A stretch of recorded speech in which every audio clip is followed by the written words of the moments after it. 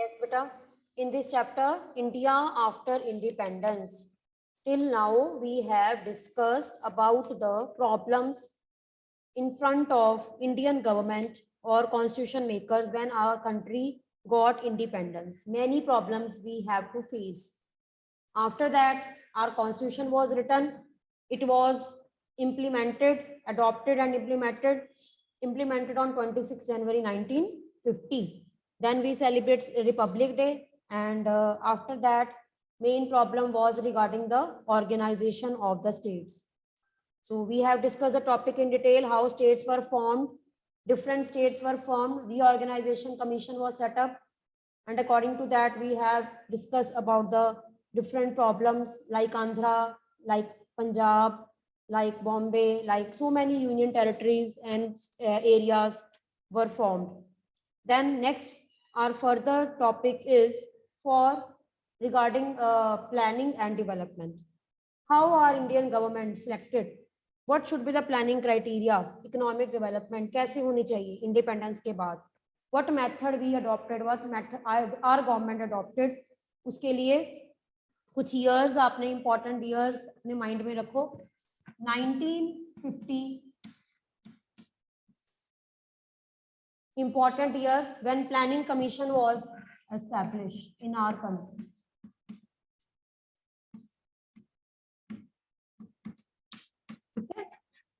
यानी कि 15 अगस्त 1947 को हमें इंडिपेंडेंस मिली. उसके बाद कुछ टाइम लगा गवर्नमेंट को सेट करने में, अपनी कंट्री के बारे में रिसर्च या डाटा कलेक्ट किया गया, और उसके बाद 1950 हमारी कंट्री में प्लानिंग कमीशन बनाया गया. प्लानिंग कमीशन का मेन मोटिव क्या होता है? प्लान करना. 1 ईयर प्लान लॉन्च किए जाते हैं, 5 ईयर प्लान्स लॉन्च किए जाते हैं, ताकि गवर्नमेंट का पूरा ध्यान अलग अलग सेक्टर्स में लगाया जाए और अलग अलग सेक्टर्स को डेवलप किया जाए. ठीक है.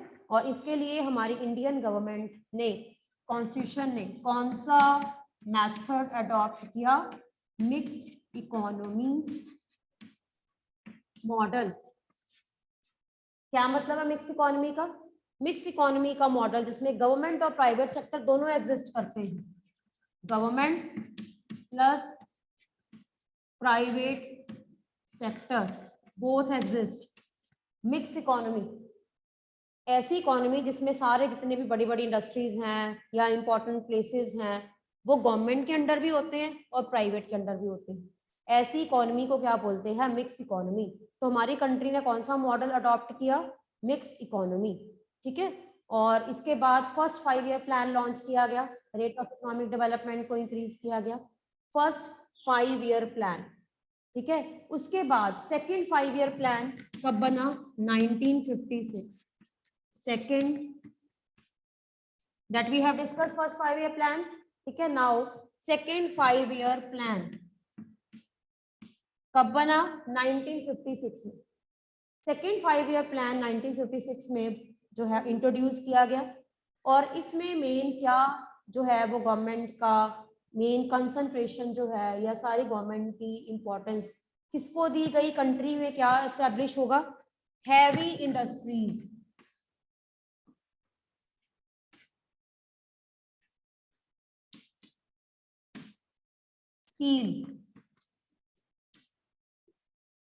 स्टील प्रोडक्शन, यानी कि कंट्री में हैवी इंडस्ट्रीज जो है वो सेटअप की जाएंगी. मेन प्लानिंग कमीशन का मोटिव क्या था? और स्टील प्रोडक्शन, क्योंकि स्टील हर एक इंडस्ट्री या हर एक फैक्ट्री में बहुत जरूरी होता है. Heavy industries, steel production. ठीक है. और ये डिसाइड किया गया कि इसके ऊपर ज्यादा स्ट्रेस देगी गवर्नमेंट, और इस तरह से ऐसी बड़ी बड़ी इंडस्ट्रीज, हैवी इंडस्ट्रीज, ये किसके अंडर रखी गई? अंडर गवर्नमेंट कंट्रोल में, क्योंकि इनमें बहुत ज्यादा इन्वेस्टमेंट की जरूरत होती है. तो गवर्नमेंट इन्वेस्ट कर सकती है, प्राइवेट पीपल इन्वेस्ट नहीं कर सकते. तो इसको किसके अंदर रखा गया? स्टील प्रोडक्शन, हैवी इंडस्ट्रीज को गवर्नमेंट के कंट्रोल में. ठीक है. और इस तरह से 1956 के बाद हमारी कंट्री में बड़ी बड़ी इंडस्ट्रीज, स्टील प्रोडक्शन यूनिट जो है वो बनने लगे, ताकि स्टील की प्रोडक्शन को बढ़ाया जाए, क्योंकि स्टील बेसिकली सभी जितने भी प्रोडक्ट्स हैं उसमें बेस यूज होता है. ठीक है. देन इसके बाद 1960 और 1959 कुछ इंपॉर्टेंट ईयर्स थे.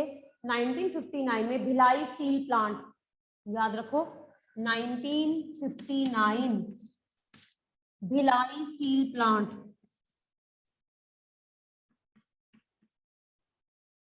स्टार्ट हुआ। Steel plant Bhilai steel plant start हुआ, जिसमें स्टील प्रोडक्शन को इंक्रीज किया गया।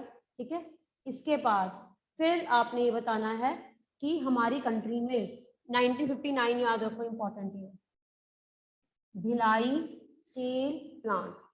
ठीक है, इसके बाद 1960 में इसके अलावा गवर्नमेंट डैम्स या हाइड्रो इलेक्ट्रिसिटी प्रोजेक्ट्स के ऊपर भी बहुत कॉन्सेंट्रेट कर रही थी। 1960 dam on Chambal in Madhya Pradesh, 1960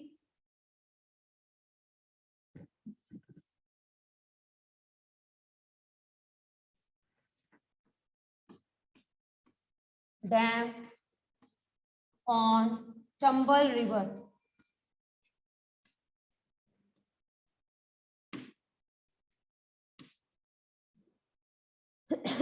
dam on Chambal river कौन सी स्टेट में? मध्य प्रदेश, एमपी, मध्य प्रदेश। ठीक है, तो ये हम अब डिस्कस कर रहे हैं कि गवर्नमेंट कैसे कंट्री में प्लानिंग कर रही थी, कैसे डेवलपमेंट प्रोजेक्ट्स स्टार्ट किए जा रहे थे। 1950 में प्लानिंग कमीशन। ठीक है, उसके बाद हमारी कंट्री के गवर्नमेंट ने कौन सा इकोनॉमी ने कौन सा मॉडल अडॉप्ट किया? Mix economy. मिक्स इकोनॉमी का मतलब क्या होता है? गवर्नमेंट और प्राइवेट सेक्टर दोनों का ही एग्जिस्टेंस होता है। देन इसके बाद गवर्नमेंट ने फर्स्ट 5 ईयर प्लान लॉन्च किया 51, then second 5 year plan launch किया 56 में। इसके अंडर गवर्नमेंट ने स्टील प्रोडक्शन, हैवी इंडस्ट्रीज को मेन बेस रखा। इसके अंडर हमारी कंट्री में भिलाई स्टील प्लांट 1959 में स्टार्ट हुआ। लोगों को एम्प्लॉयमेंट अपॉर्चुनिटीज मिली, स्टील की प्रोडक्शन बढ़ी, आयरन एंड स्टील इंडस्ट्री हमारी कंट्री में ग्रो की। इसके अलावा गवर्नमेंट साथ साथ हाइड्रो इलेक्ट्रिसिटी प्रोजेक्ट्स के ऊपर भी वर्क कर रही थी। 1960 में डैम बनाया गया चंबल रिवर के ऊपर मध्य प्रदेश, और इस तरह से हमारी कंट्री में डेवलपमेंट प्रोजेक्ट्स जो हैं उनकी स्टार्टिंग हुई। ठीक है, और इनको स्टेट कंट्रोल का मतलब होता है स्टेट रेगुलेशन, यानी कि गवर्नमेंट कंट्रोल में रखा गया। ठीक है, और भिलाई स्टील प्लांट जो है वो कौन सी स्टेट याद रखो, कौन सी? छत्तीसगढ़ में बना भिलाई स्टील प्लांट। ठीक है, तो अब कई बार क्या होता है, गवर्नमेंट बहुत से ऐसे एफर्ट्स करती है, कई बार गवर्नमेंट को लोग अपोज करते हैं, कई बार लोग गवर्नमेंट को फेवर करते हैं। और लेकिन अब जब गवर्नमेंट ने industrial sector, science and technology की तरफ ज्यादा जो है वो स्ट्रेस देना शुरू कर दिया, तो कुछ लोगों ने धीरे धीरे अपोज करना शुरू किया। अपोज इन द सेंस, कई लोगों को ये लगा कि गवर्नमेंट जो है वो basically in science and technology यानी कि इंडस्ट्रीज के ऊपर ज्यादा जो है वो स्ट्रेस दे रही है, और कुछ सेक्टर्स को नेग्लेक्ट किया जा रहा है, कुछ एरियाज को नेग्लेक्ट किया जा रहा है। तो उस टाइम पीरियड में गवर्नमेंट को क्रिटिसाइज का मतलब होता है कुछ लोगों ने गवर्नमेंट को अपोज करना शुरू किया। ठीक है, क्यों किया? नंबर 1, कुछ लोग चाहते थे कि मेन स्ट्रेस किस पे होना चाहिए? एग्रीकल्चर। गवर्नमेंट ने एग्रीकल्चर सेक्टर की तरफ कम ध्यान दिया, तो एग्रीकल्चर सेक्टर के कारण फूड शॉर्टेज की प्रॉब्लम थी हमारी कंट्री में। ठीक है, दूसरी तरफ कुछ लोगों को लगा प्राइमरी एजुकेशन, स्कूलिंग की तरफ गवर्नमेंट का ध्यान ज्यादा होना चाहिए।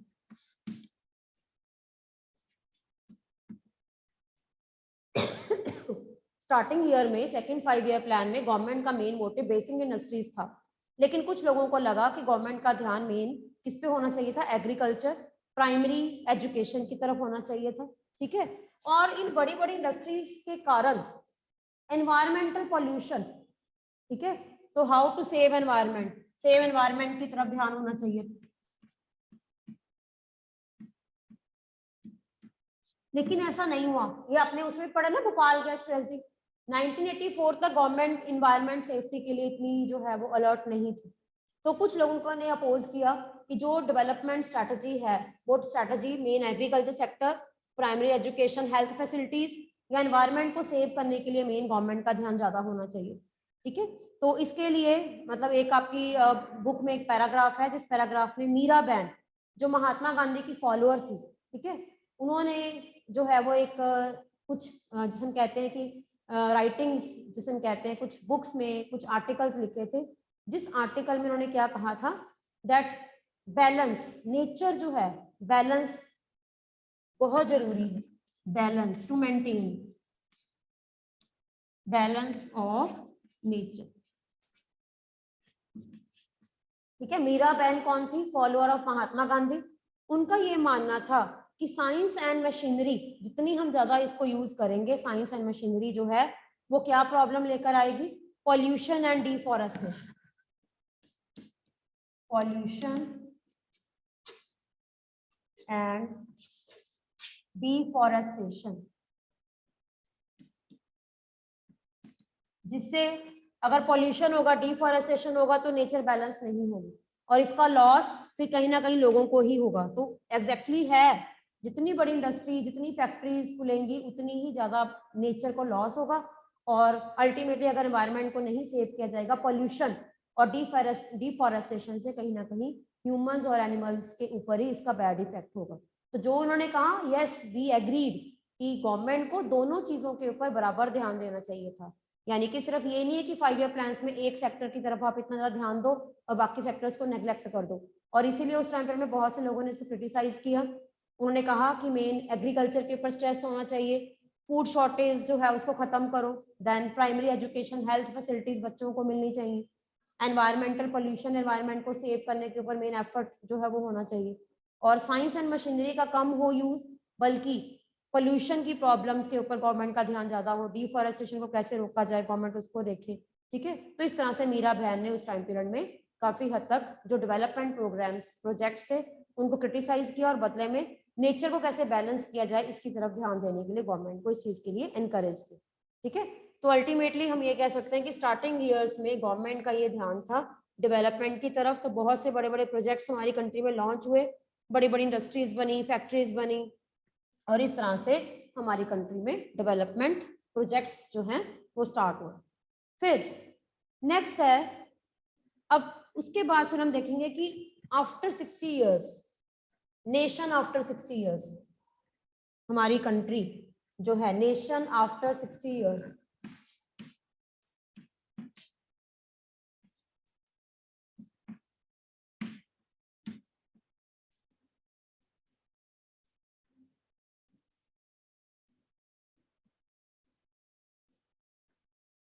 हाँ जी, इसके लिए 15 अगस्त 2007 को हमारी कंट्री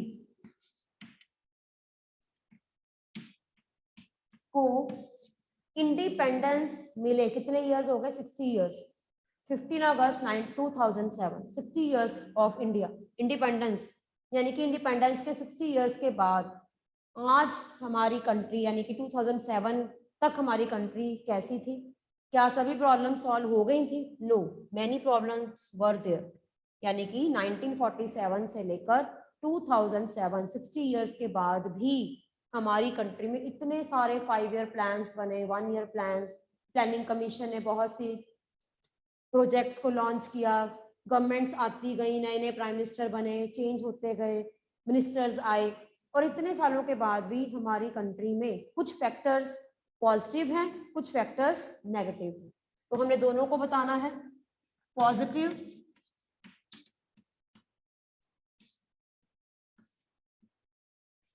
नेगेटिव। ठीक है, 60 इयर्स के बाद, यानी कि देखा जाए आज 60 इयर्स हो गए हमें इंडिपेंडेंस मिले 2007 तक, हमारी कंट्री में कुछ पॉजिटिव एस्पेक्ट थे, कुछ नेगेटिव। पॉजिटिव की बात करें, स्टिल यूनाइटेड, स्टिल यूनाइटेड 2007 तक आज भी हम यूनाइटेड, यूनाइटेड का मतलब है हमारी कंट्री जो है अलग अलग नहीं हुई। वर्ल्ड में कितनी ही कंट्रीज बनी, कंट्रीज टूट गई, स्टेट्स में बट गई, लड़ाई झगड़ा हुआ, प्रॉब्लम्स आई, बट हमारी कंट्री की सबसे बड़ी प्रेज क्या है? We are still united and democratic. कई कंट्रीज में डेमोक्रेटिक सिस्टम खत्म हो गया, मिलिट्री रूल आया, डिक्टेटरशिप आई, ठीक है, कई प्राइम मिनिस्टर बने, कई चेंज हुए। इवन हमारी कंट्री में भी डेमोक्रेटिक स्ट्रक्चर रहा, यानी कि हमेशा से ही लोगों को राइट टू वोट मिला और हमारी कंट्री का डेमोक्रेटिक सिस्टम जो है वो खत्म नहीं हुआ। तो ये प्रेज है, पॉजिटिव में हमने प्रेज बतानी है। ठीक है, इसमें हमने सारा प्रेज बताना है कि 60 इयर्स के बाद क्या अचीव किया।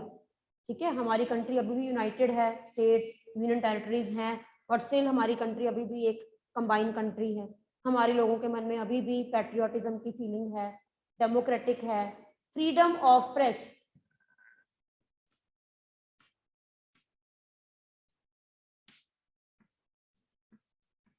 जब हम फ्रीडम ऑफ प्रेस की बात करते हैं, इट मीन्स लोगों के पास पूरा राइट है न्यूज़पेपर में कुछ भी गवर्नमेंट के अगेंस्ट लिखने का। We are free to oppose government, we are free to oppose the wrong policies of the government.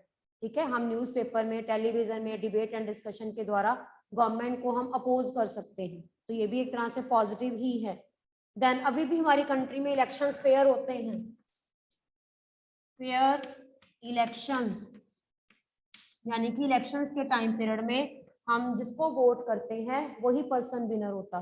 तो that is a good example कि आज भी हमारी कंट्री में इलेक्शंस जो हैं वो फेयर हैं, फ्री इलेक्शंस हैं, जिसके कारण हमारी कंट्री में हम जिसको वोट करते हैं वही पर्सन जीतता है। किसी भी तरह से हमारे जो इलेक्शंस के रिजल्ट हैं उनको चेंज नहीं किया जाता। ठीक है, और क्या प्रेज है? Independent judiciary.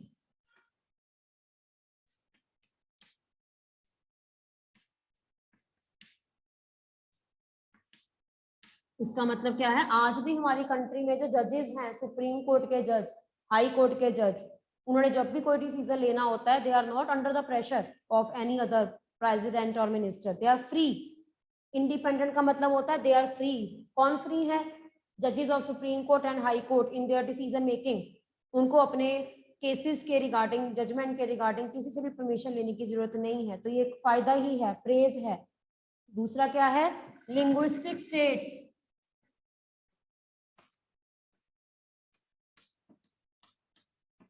लिंग्विस्टिक स्टेट्स, इसका मतलब आज भी हमारी कंट्री में स्टेट्स को लैंग्वेज के बेसिस के ऊपर बनाया गया है, और अगर कोई भी प्रॉब्लम आई उसको सॉल्व कर लिया गया, तो हर एक स्टेट की अपनी लैंग्वेज है, लैंग्वेज के रिलेटेड इश्यूज जो हैं वो कंट्री में सॉल्व कर लिए गए हैं, और बेस्ट लैंग्वेज पॉलिसी अडॉप्ट की है हमारी कंट्री में।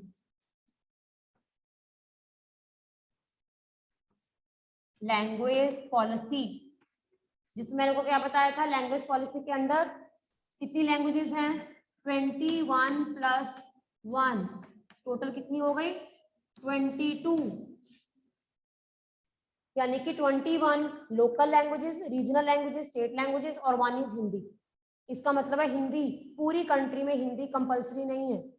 ठीक है, यानी कि कॉन्स्टिट्यूशन ने एक लिस्ट दी है, उस लिस्ट में कितनी सारी लैंग्वेजेस हैं जिनको कहा गया है शेड्यूल्ड लैंग्वेजेस।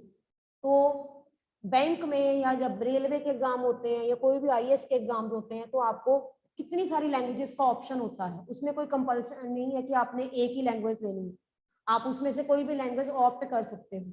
ऐसा इसलिए किया गया है ताकि लैंग्वेज के रिलेटेड इश्यूज या लैंग्वेज की प्रॉब्लम ना आए कंट्री में। हिंदी को कंपल्सरी नहीं किया गया, हिंदी जो है that is not compulsory language ना। तो ये ऐसा इसलिए किया गया है ताकि लैंग्वेज के रिलेटेड कोई भी प्रॉब्लम्स बच्चों को ना फेस करनी पड़े। ठीक है, तो ये हमारे सारे बेस्ट एफर्ट्स हैं 2007 तक, हम कह सकते हैं कि we are proud of these. ठीक है, पॉजिटिव एस्पेक्ट्स हैं, लेकिन इसके अलावा कुछ नेगेटिव एस्पेक्ट्स भी हैं, स्टिल प्रॉब्लम्स आर। मतलब इतने सालों, एक तो हमने प्रॉब्लम्स की इंडिया की इंडिपेंडेंस के बाद इमीडिएटली, है ना, वो हमने किया, सारी पॉजिटिव मतलब नेगेटिव थी। एक अब यानी कि 2007 के नियर अबाउट नेगेटिव, अभी भी इतने लॉज बनने के बाद, इतना कुछ करने के बाद, अभी भी हमारी कंट्री में बहुत सी प्रॉब्लम्स हैं। ठीक है, ये प्रॉब्लम्स, एक तो हमने प्रॉब्लम्स की है इमीडिएटली इंडिया आफ्टर इंडिपेंडेंस, एक अब की प्रॉब्लम्स, यानी कि मतलब 60 इयर्स के बाद, 60 इयर्स के बाद हम क्या अचीव नहीं कर पाए हैं, वो हमने मेन बताना है कि क्या प्रॉब्लम्स, क्या रियलिटी है, आज भी हमारी कंट्री में क्या रियलिटी है। Number 1, problems of untouchables still there.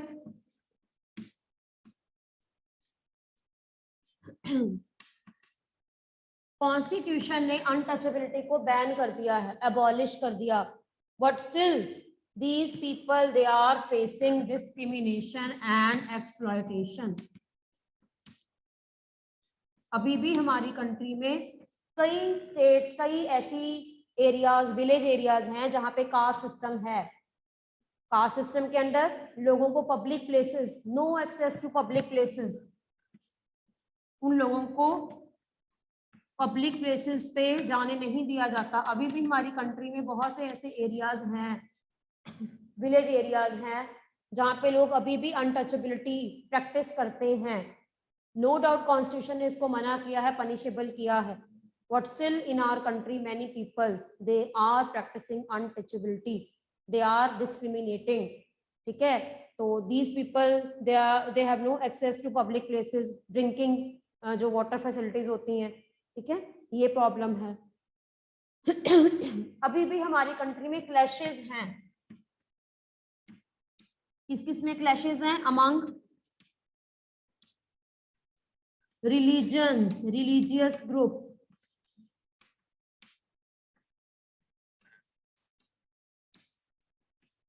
बहुत से ऐसे एरियाज हैं जहां पे रिलीजन को लेकर अभी भी हमारी कंट्री में नए नए इश्यूज बनाए जाते हैं, ठीक है। अभी भी हमारी कंट्री में जो लोग हैं वो अपने आप को रिलीजियस जो है अलग अलग डिविजन्स में मानते हैं। कम्युनिटीज कास्ट की प्रॉब्लम अभी भी है, इंटरकास्ट मैरिज नहीं कर सकते, कई लोग क्या करते हैं अपनी कास्ट में ही मैरिज, अगर वो इंटरकास्ट मैरिज होती है तो सोसाइटी से एक्सक्लूड कर दिया जाता है ऐसे लोगों को, मेनली विलेज एरियाज में। Religious groups, communities clashes, communal violence, अभी भी आज भी हमारी कंट्री में रिलीजन के नाम पर जब लड़ाई झगड़े होते हैं तो वायलेंस होता है, बसेस जला दी जाती हैं, ऑल इंडिया बंद हो जाता है, ठीक है, ट्रेन जला दी जाती हैं। तो इस तरह से पब्लिक फैसिलिटी को नुकसान पहुंचाया जाता है, लोग तोड़ फोड़ करते हैं, बसेस उनको तोड़ा जाता है, ठीक है, पब्लिक प्रॉपर्टी को नुकसान पहुंचाया जाता है, तो लोग ऐसा करते हैं, अभी भी है, ठीक है। और क्या है? Gap between rich and poor, too much gap between rich and poor. अभी भी हमारी कंट्री में रिच और पुअर के बीच में गैप बहुत ज्यादा है, rich are becoming more richer and poor are becoming more poor, ठीक है। तो ये भी प्रॉब्लम्स हैं हमारी कंट्री में, बहुत से लोग ऐसे हैं जो बहुत ज्यादा रिच हैं, बहुत से लोग ऐसे हैं जो बहुत पुअर हैं, वो स्लम्स एरियाज में रह रहे हैं, हट्स में रह रहे हैं, उनको इलेक्ट्रिसिटी नहीं मिल रही है, पानी की फैसिलिटी प्रॉपर नहीं है, ड्रिंकिंग फैसिलिटी नहीं है, मेडिसिन की प्रॉब्लम है अभी भी, hospitals dispensaries no doubt government ने बनाए हैं, गवर्नमेंट तो हैं, लेकिन उनमें बहुत रश होता है और लोगों को जिस टाइम पर हमें मेडिकल जो असिस्टेंस की जरूरत होती है उस टाइम पर हमें लोगों को नहीं मिल पाती है। डॉक्टर्स हैं लेकिन बहुत कम हैं, ठीक है। और रीजन क्या है कि हमारी कंट्री से जो यूथ है दे आर गोइंग अब्रॉड, जो यूथ है वो हमारी कंट्री से वो अब्रॉड जा रहे हैं, यहाँ पर यूथ के लिए एम्प्लॉयमेंट फैसिलिटीज इतनी प्रॉपर नहीं हो पा रही, तो ये भी एक रीजन है कि कहीं ना कहीं हमारी कंट्री में ये सारी प्रॉब्लम्स आज भी देखने को मिल रही हैं। फिर और क्या लिख सकते हो? BPL, below poverty line. BPL का मतलब क्या होता है? Below poverty line. Many people they are living below poverty line, they are not getting food cloth shelter. आज भी कई लोग ऐसे हैं, अभी भी देखो आप, इंडिया बहुत पुअर कंट्री है ना। अगर विलेज एरियाज में जाओ या कहीं ऐसे एरियाज में जाओ जहाँ पे आप देखोगे कि अभी भी लोगों के पास रहने के लिए घर नहीं है, बैगर्स हैं, उनके पास खाना खाने के लिए मनी नहीं है, ठीक है, फैसिलिटीज नहीं है, क्लोथ नहीं है, तो ये सारी प्रॉब्लम्स अभी भी हैं। बेसिकली अगर आप स्लम्स एरियाज हमारी कंट्री में अभी भी हैं। धारावी, बॉम्बे, आपको पता है धारावी एक ऐसा एरिया है बॉम्बे में, स्लम एरिया है ये धारावी। तो एक तरफ हाई राइज बिल्डिंग्स है ना और दूसरी तरफ स्लम्स एरियाज। आपकी बुक में अगर आप देखोगे ना, एक तरफ तो है हाई राइज बिल्डिंग्स, ये देखिए धारावी का एरिया, एक तरफ बड़ी बड़ी बिल्डिंग्स हैं और एक तरफ स्लम्स। तो ये भी एक तरह से गैप है, unequal gap between rich and poor, यानी कि ये दिखाता है कि अभी भी हमारी कंट्री में रिच बहुत ज्यादा रिच हैं, पुअर बहुत ज्यादा पुअर हैं, और स्लम्स एरियाज में बहुत ज्यादा अनहाइजीनिक कंडीशंस हैं, ठीक है, मेडिकल फैसिलिटीज नहीं है, और गवर्नमेंट ने इनकी तरफ ध्यान नहीं दिया है, इनको हाउसिंग फैसिलिटीज प्रॉपर नहीं दी है, एम्प्लॉयमेंट अपॉर्चुनिटीज नहीं है, ठीक है, वेजेस बहुत कम हैं, प्राइजेस बहुत हाई हैं। तो ये सारी problem still we are facing in our country after 60 year of independence. तो यहाँ तक आपकी बुक में डाटा दिया गया है कि 15 अगस्त 2007 तक क्या क्या प्रॉब्लम्स थी। पॉजिटिव भी है, नेगेटिव भी है, इसका मतलब है अभी भी बहुत कुछ नेगेटिव है जिसको चेंज किया जाना चाहिए, और अगर इसको टाइम रहते चेंज नहीं किया जाएगा तो पॉपुलेशन देखा जाए तो पॉपुलेशन की प्रॉब्लम वो भी आप इसमें लिख सकते हो नेगेटिव में। पॉपुलेशन एक्सप्लोजन, एक्सप्लोजन का मतलब होता है जब पॉपुलेशन बहुत ज्यादा होती है, नंबर 1 चाइना, नंबर 2 इंडिया, है ना। तो ये भी एक तरह से कितनी बड़ी प्रॉब्लम है कि इतनी सारी पॉपुलेशन, हाईली पॉपुलेटेड कंट्री है, तो गवर्नमेंट को ध्यान देना चाहिए एम्प्लॉयमेंट की तरफ, पॉवर्टी को रिमूव करना चाहिए, अनटचेबिलिटी है। इकोनॉमिक रीजन क्या है? Gap between rich and poor बहुत ज्यादा है, रेट ऑफ इकोनॉमिक डेवलपमेंट बहुत स्लो है, ठीक है। और हमारी कंट्री अभी भी क्या है, डेवलपिंग, डेवलप नहीं है। डेवलप वो कंट्रीज होती हैं जो डेवलप हो चुकी हैं, जैसे यूएसए है, इंग्लैंड है, फ्रांस, पेरिस, न्यूजीलैंड, ऑस्ट्रेलिया, ये सारी कंट्रीज, जर्मनी, ये सारी कंट्रीज डेवलप हो चुकी हैं। लेकिन हमारी कंट्री अभी भी डेवलपिंग है। डेवलपिंग का मतलब होता है डेवलप हो रही है अभी भी। मतलब देखा जाए तो 50% areas these are very rich and more than मतलब 40% areas these are very poor. Extreme poverty, starvation, है ना, और ये प्रॉब्लम है। तो कई लोग ऐसे भी हैं जिनकी मॉल न्यूट्रिशन का मतलब क्या होता है कि उनको जो एक पर्टिकुलर डे में कैलोरीज मिलनी चाहिए उतनी भी नहीं मिल पाती। तो ये सारी नेगेटिव जो है हमने बताना है कि yes we are facing, practical बताना है हमने कि after so many years of independence still we are facing और government is facing these facilities and अगर हम अपने इंडिया को डेवलप करना चाहते हैं तो हमें इन प्रॉब्लम्स को रिमूव करना पड़ेगा, ठीक है। तो ये तो था सारा जो गवर्नमेंट की तरफ से जो एफर्ट्स किए गए या फिर जो प्रॉब्लम्स आई। अब इसके बाद है फॉरेन पॉलिसी। ये तो थी इंडिया के अंदर। कई बार क्या होता है, कंट्रीज को कुछ ऐसी पॉलिसीज लेनी पड़ती हैं जिससे इंडिया और फॉरेन कंट्रीज के साथ उनका रिलेशन कैसा होगा वो डिटरमिन करता है। यानी कि इंडिया और फॉरेन कंट्रीज के साथ relation, India's relation with foreign country, ठीक है, उसको क्या बोलते हैं, फॉरेन पॉलिसी। क्या होती है फॉरेन पॉलिसी?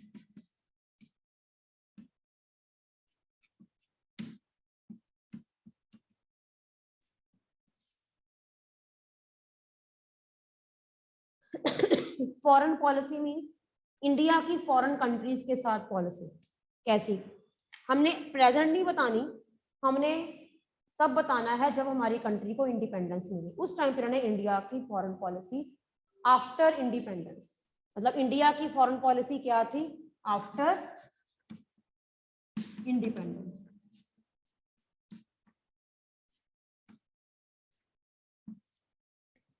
क्लियर? इंडिया की फॉरेन पॉलिसी आफ्टर इंडिपेंडेंस। तो इसके लिए थोड़ा सा हम बैकग्राउंड में जाएंगे। सेकेंड वर्ल्ड वॉर 1939 1945 तक चली थी। बहुत सी कंट्रीज इस कंट्री मतलब इसमें थी सेकेंड वर्ल्ड वॉर में, ठीक है।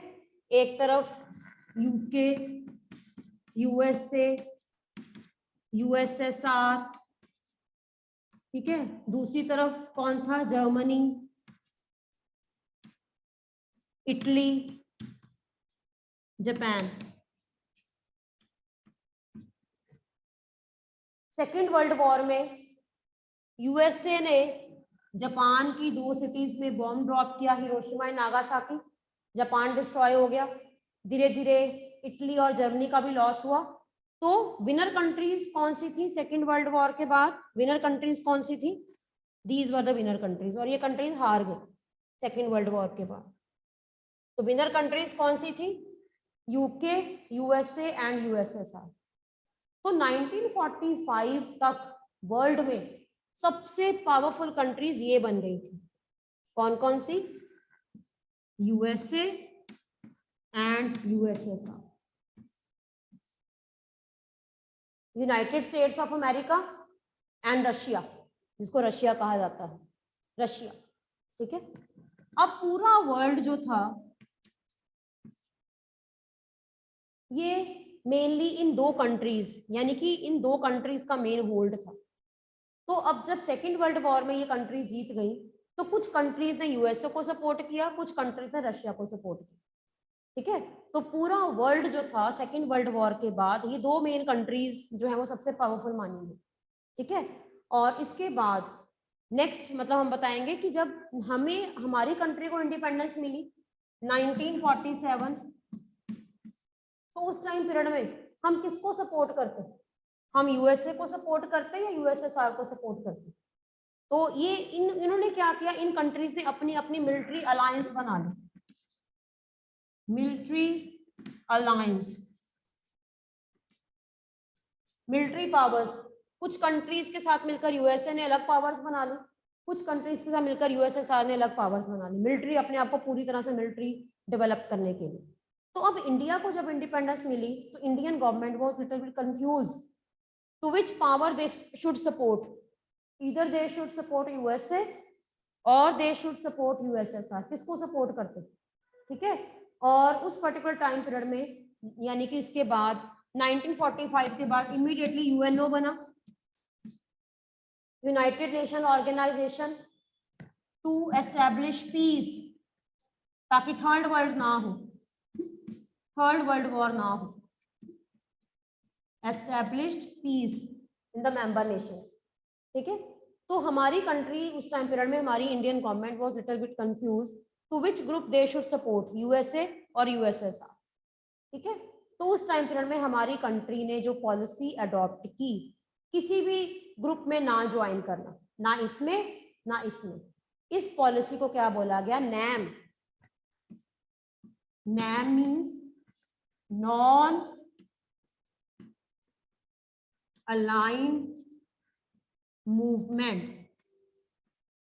नॉन अलाइंड मूवमेंट का मतलब होता है किसी भी ग्रुप में ज्वाइन ना करना, न्यूट्रल, न्यूट्रल रहना, ना इसको ज्वाइन करना ना इसको ज्वाइन करना, क्योंकि इंडिया जो है अगर यूएसए को ज्वाइन करता तो यूएसएसआर अटैक कर सकता था, अगर यूएसएसआर को ज्वाइन करता तो यूएसए। अब इंडिया एक नई नई डेमोक्रेटिक कंट्री थी, वो दोनों से ही सपोर्ट लेना चाहता था, so that's why at that time India adopted the policy non aligned movement, NAM.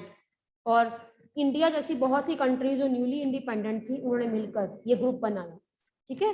तो हम कल डिस्कस करेंगे आगे कि यह ग्रुप क्या था, क्लियर।